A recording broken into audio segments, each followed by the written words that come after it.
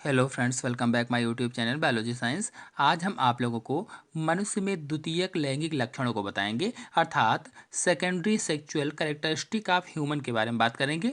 तो पूरी जानकारी के लिए मेरा पूरा वीडियो अंत तक ध्यान से देखिए, और यदि अभी तक हमारे चैनल को सब्सक्राइब ना किया हो तो सब्सक्राइब जरूर कर लीजिए। चलिए शुरू करते हैं। तो मनुष्य एक लिंगी जंतु है, और मैंने जनन वाले वीडियो में पहले ही बताया है कि जब नर और मादा जनन अंग अलग अलग जंतुओं में होते हैं तो उसे एक लिंगी कहा जाता है, और जब नर तथा मादा जनन अंग एक ही जंतु में होते हैं तो उसे द्विलिंगी जंतु कहा जाता है।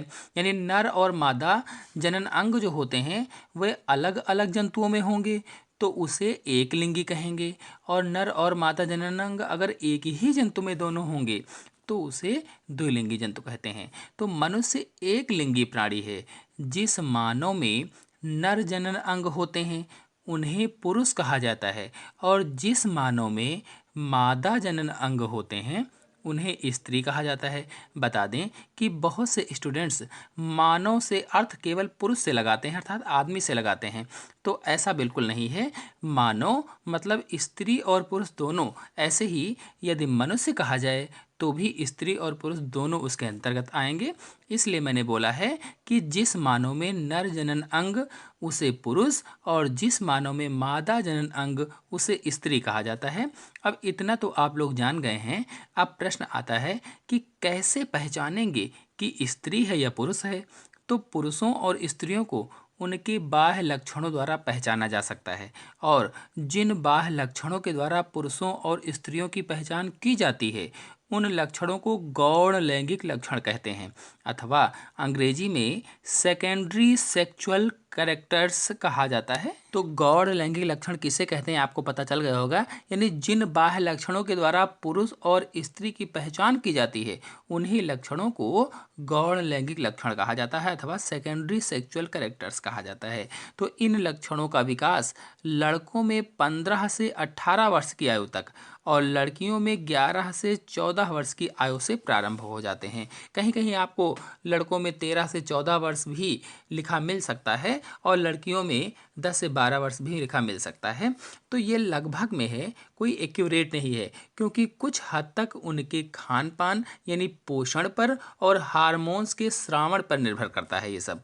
यदि आप लोग हार्मोन्स पर फुल वीडियो देखना चाहते हैं तो मेरे चैनल में अपलोडेड है, आप लोग जाकर के देख सकते हैं। उसमें मैंने बहुत अच्छी तरह से सभी ग्रंथियों यानी सभी अंतःस्रावी ग्रंथियों और उनसे स्रावित होने वाले हार्मोन्स और उनके कार्यों को अच्छी तरह से समझाया हुआ है, बताया हुआ है। चलिए अब आते हैं अपने टॉपिक पर। तो जब लड़के में यौवना आरंभ शुरू होता है तो उसमें कौन कौन से लक्षण प्रकट होते हैं, मतलब नर के गौण लैंगिक लक्षण कौन से होते हैं या लड़के के गौण लैंगिक लक्षण कौन से होते हैं, ये बता देते हैं। अर्थात जब लड़का जवान होने लगता है तो उसमें कौन कौन से लक्षण प्रकट होते हैं इसके बारे में जान लेते हैं। तो पहला है, शरीर सुडौल बन जाता है, मतलब शरीर अधिक मजबूत हो जाता है, मांसपेशियां अच्छे से विकसित हो जाती हैं, इसीलिए शरीर अधिक शक्तिशाली लगने लगता है, सुडौल हो जाता है। फिर दूसरा है, कंधे चौड़े हो जाते हैं और अस्थियों के आकार में वृद्धि होती है। यानी जो लड़के होते हैं उनके कंधे चौड़े हो जाते हैं और सभी हड्डियों के आकार में वृद्धि हो जाती है। हड्डियों के आकार में वृद्धि होती है तो इससे शरीर भी बढ़ता है। तो अगला पॉइंट इसी से रिलेटेड है, शरीर की लंबाई बढ़ने लगती है, मतलब यौवना आरंभ के समय लड़कों में ऊंचाई और भार तेजी से वृद्धि करता है। फिर अगला है, चेहरे तथा शरीर पर बाल उग आते हैं, अर्थात लड़कों के चेहरे पर मूछ और दाढ़ी के बाल निकलने लगते हैं। बाह्य जननांगों के आसपास भी बाल उग आते हैं, छाती पर भी बाल उग आते हैं, बगल में भी बाल उग आते हैं। तो ये सभी द्वितीयक लैंगिक लक्षण के संकेत होते हैं। चेहरे पर बाल होना यानी दाढ़ी और मूछ का आना, छाती पर बाल होना, जननांगों के आसपास बाल होना, तो ये सब क्या है, द्वितीयक गौण लैंगिक लक्षण के संकेत होते हैं। फिर अगला है, स्वर भारी हो जाता है, या कहें तो आवाज में काफी परिवर्तन आने लगता है, अर्थात लड़कों की आवाज भारी होने लगती है। इसका कारण है, जब लड़के जवान होने लगते हैं तो उनका कंठ वृद्धि करने लगता है। कंठ की वृद्धि के कारण ही लड़कों के गले में उभार सा दिखाई देने लगता है, जिसे टेटुआ कहा जाता है। यानी जो आपके गले में उभार सा होता है उसे क्या कहते हैं, टेटुआ कहा जाता है। इसी कारण लड़कों की आवाज़ भारी हो जाती है।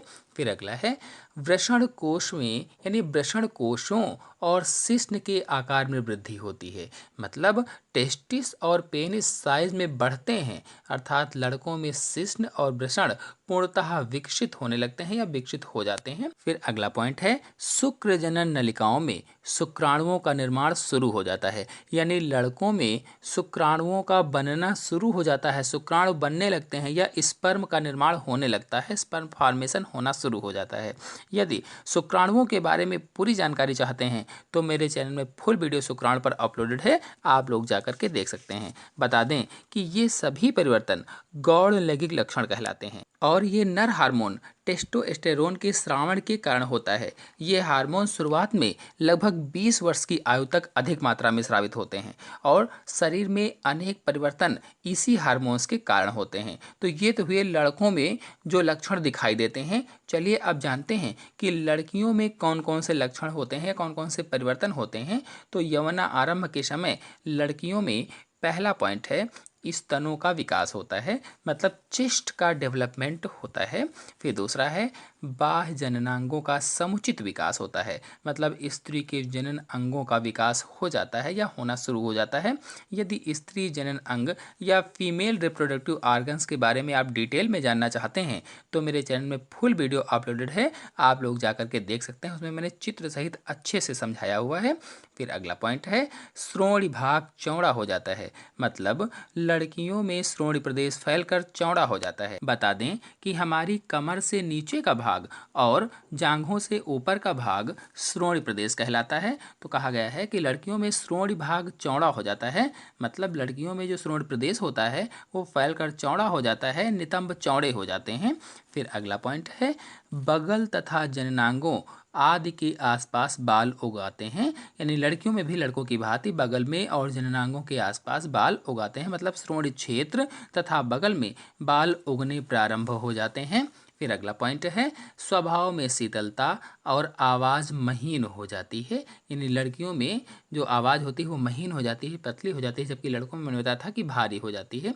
यानी लड़कियों की आवाज़ पतली हो जाती है। लड़कियों में कंठ छोटा होता है और कंठ छोटा होने के कारण जो लड़कियों में गला होता है, गले में उभार सा नहीं दिखाई देता है। जैसे लड़कों में उभार रहता है, लड़कियों में कंठ का उभार नहीं दिखाई देता है या बहुत कम सा दिखाई देता है, तो इसीलिए इनकी आवाज़ महीन या पतली हो जाती है। फिर अगला है, मासिक स्राव और आर्तव चक्र प्रारंभ हो जाता है, यानी एमसी की शुरुआत हो जाती है। यदि आप लोग एमसी के बारे में नहीं जानते हैं तो मेरे चैनल में फुल वीडियो अपलोडेड है, आप लोग जाकर के देख सकते हैं। उसमें मैंने बहुत अच्छी तरह से समझाया हुआ है। चलिए अब कुछ ऐसे लक्षण जो लड़के और लड़कियों में होते हैं बता देते हैं। तो स्वेद और तेल ग्रंथियों की क्रियाविधि बढ़ जाती है। यानी जो स्वेद ग्रंथियां हमारी त्वचा में पाई जाती हैं, तेल ग्रंथियां जो हमारी त्वचा में पाई जाती हैं, मैंने त्वचा की ग्रंथियां और उनके कार्य वाला जो वीडियो बनाया है उसमें मैंने बताया था इन ग्रंथियों के बारे में, और भी बहुत सी जो ग्रंथियां पाई जाती हैं उनके बारे में बताया है। तो ये जो ग्रंथियां हमारी त्वचा में पाई जाती हैं, ये यौवना आरंभ जब होता है उस वक्त अधिक सक्रिय हो जाती हैं, अधिक एक्टिव हो जाती हैं, इसीलिए चेहरे पर मुहासे और फुंसियाँ भी निकलने लगती हैं। तो ये भी एक छोटी सी पहचान होती है। और अगले लक्षण को देखा जाए तो अगला लक्षण है, मानसिक बौद्धिक तथा भावनात्मक परिपक्वता आती है।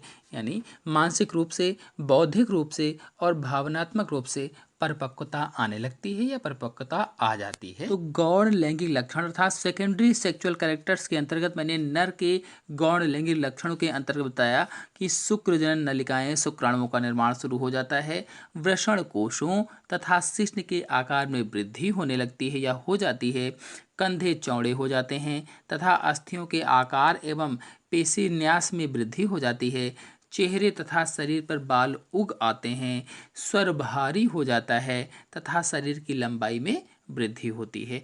और भी कुछ बताया मैंने डिटेल में पहले, तो ये शॉर्टकट में बता रहे हैं। तो ये नर के या लड़कों में जो लक्षण प्रकट होते हैं वो मैंने बताए थे। फिर इसी तरह से लड़कियों में या स्त्री के गौण लैंगिक लक्षणों के अंतर्गत यौवना आरंभ के समय जो परिवर्तन होते हैं वो बाह्य जनन अंगों का विकास होता है, स्तनों का विकास होता है, अंडोत्सर्ग तथा आर्तो चक्र का प्रारंभ हो जाता है, यानी एमसी का प्रारंभ हो जाता है।